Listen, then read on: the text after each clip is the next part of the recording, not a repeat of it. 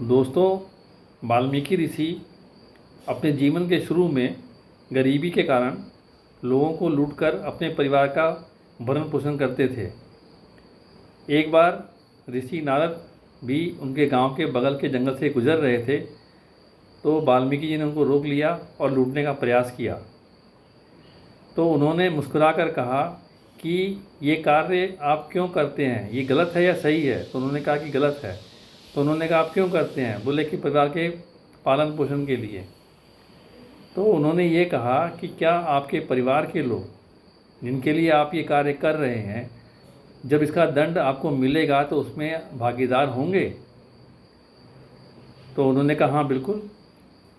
तो नारद जी ने कहा जाइए अपने परिवार के लोगों से पूछ के आइए, मैं यहीं पर हूँ। लेकिन उनको विश्वास नहीं था, तो उन्होंने वाल्मीकि जी ने नारद ऋषि को पेड़ से बांध दिया और अपने घर गए।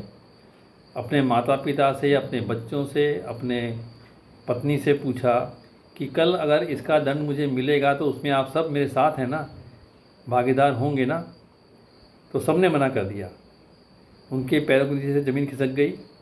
वो लौट कर के आए, नारद ऋषि को छोड़ा, खोला, उनसे क्षमा मांगी और उनसे मार्गदर्शन मांगा।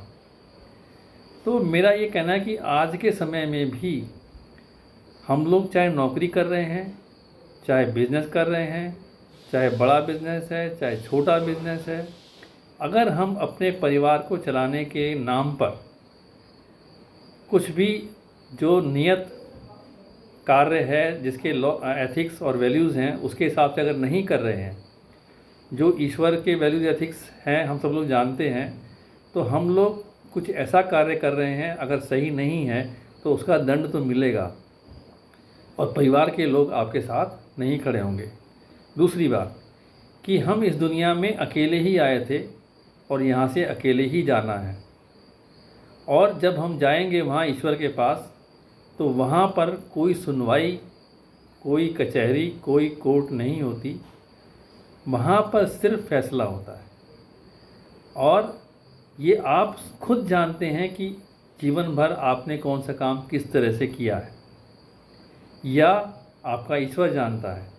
हो सकता है कि अगल बगल वाले लोग, परिवार के लोग ना जानते हों, लेकिन हमें स्वयं को ज़रूर पता है कि हम क्या कार्य कर रहे हैं। तो इसलिए मेरी आप लोगों से ये अनुरोध है और प्रार्थना है कि अपना आत्म अवलोकन करें और देखें कि हम किस रास्ते पर जा रहे हैं।